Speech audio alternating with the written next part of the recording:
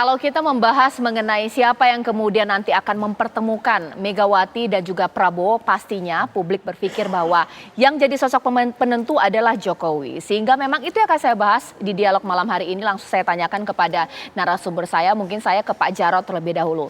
Pak, sebenarnya secara internal dalam beberapa pertemuan antara Pak Jokowi dengan Ibu Mega, dengan kader-kader, pernah tidak sih mungkin nama Prabowo disebut-sebut ini? Karena banyak publik berpikir bahwa yang jadi mediator penentu pertemuan ini adalah pastinya Pak Jokowi. Jadi koalisi ini terbentuk adalah restu dari Jokowi dan Megawati juga ini. Bagaimana Pak Jarod? Caca, hubungan Ibu Mega sama Pak Jokowi itu kan sudah sangat lama ya. Sudah kayak seperti keluarga sejak di Solo ya. Ketika jadi wali kota Solo ya. Kemudian di Jakarta ketika jadi gubernur, dan kemudian 2 periode sebagai Presiden Republik Indonesia. Jadi kita itu seperti satu keluarga besar antara Pak Jokowi dan Ibu Megawati ya. Dan beliau secara intensif untuk bertemu, berkomunikasi, bersilaturahim. Tentu saja ya di dalam bersilaturahim ini yang dipikirkan adalah bagaimana masa depan Indonesia ini. Apa tantangan Indonesia ke depan? Bagaimana percepatan kita bisa mewujudkan Indonesia maju, bagaimana kita bisa mengatasi kemiskinan, bagaimana kita bisa mewujudkan kedaulatan pangan, bagaimana kita bisa menurunkan tingkat stunting, ya, persoalan-persoalan kebangsaan, ya, kenegaraan ini pasti dibicarakan dengan sangat baik. Ibu Mega juga sering bisa memberikan masukan kepada Pak Jokowi, misalnya tentang stunting. Itu sudah sekitar 2 tahun yang lalu. Termasuk mereka masukan bagaimana kita menghadapi krisis pangan, dan Ibu Mega perintahkan pada seluruh kader untuk bisa menanam 10 tanaman pendamping beras. Itu dilakukan satu terus. Tentang terkait dengan yang kamu tanyakan, itu memang kami belum pernah mendengar. Tapi prinsipnya kalau untuk kepentingan masa depan bangsa dan negara, untuk kepentingan tegaknya ideologi Pancasila dan NKRI, dan kemudian untuk kepentingan bagaimana kita bisa membangun persatuan di antara seluruh warga bangsa, itu pasti akan menjadi porsi pembicaraan di antara kedua beliau ini. Oke. Jadi biasanya selalu sangat-sangat cair ya. Oke. Jadi itu. Kemudian ini masanya kan masih sangat lama, masih lama lah 1 bulan lagi ya. Sehingga komunikasi itu tetap dijalin secara terus-menerus dan sangat baik. Oke, Pak Wihadi, sudah ada bocoran ini apa yang dikatakan oleh Jokowi tampaknya selalu didengar oleh Ibu Megawati. Kalaulah mungkin dibisikin sedikit dari Pak Jokowi, ayolah berkoalisi demi kepentingan, kebersamaan, keguyupan. Maukah kira-kira Pak Prabowo bagaimana? Meskipun sekarang Gerindra di atas angin ya, Pak Wihadi.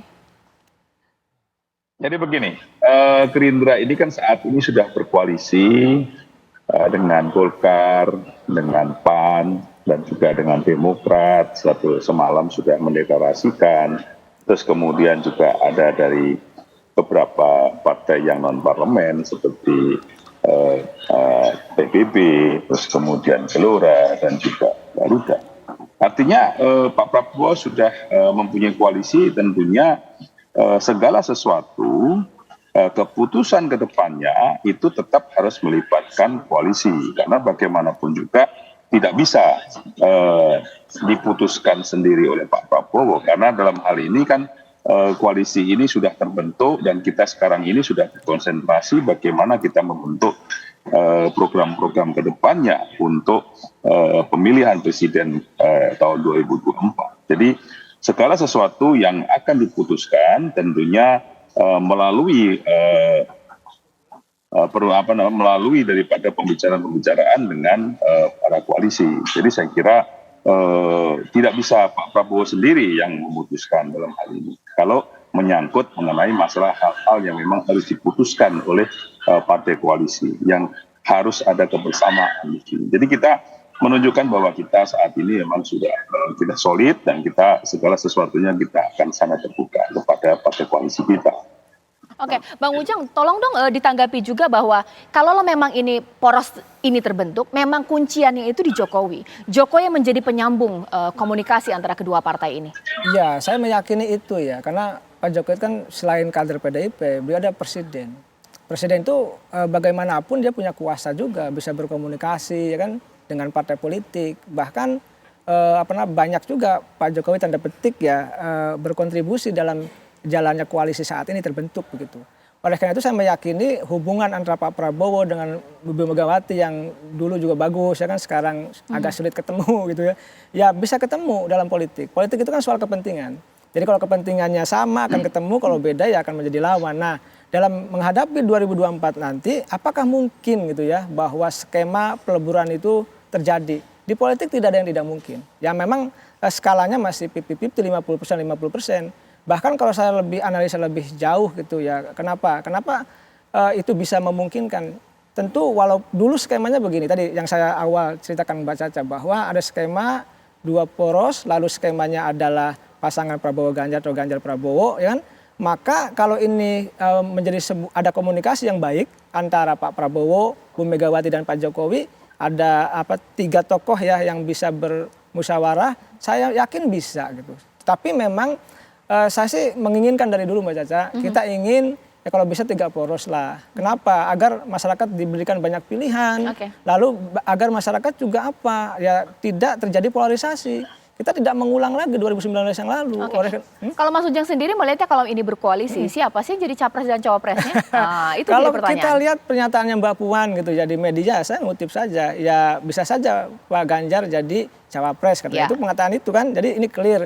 Tapi kan tidak tahu negonya seperti apa gitu. Nanti kita akan dikalkulasi secara matang. Nah, makanya saya mengatakan apakah Pak Prabowo misalkan mau jadi cawapres kan agak berat, agak sulit.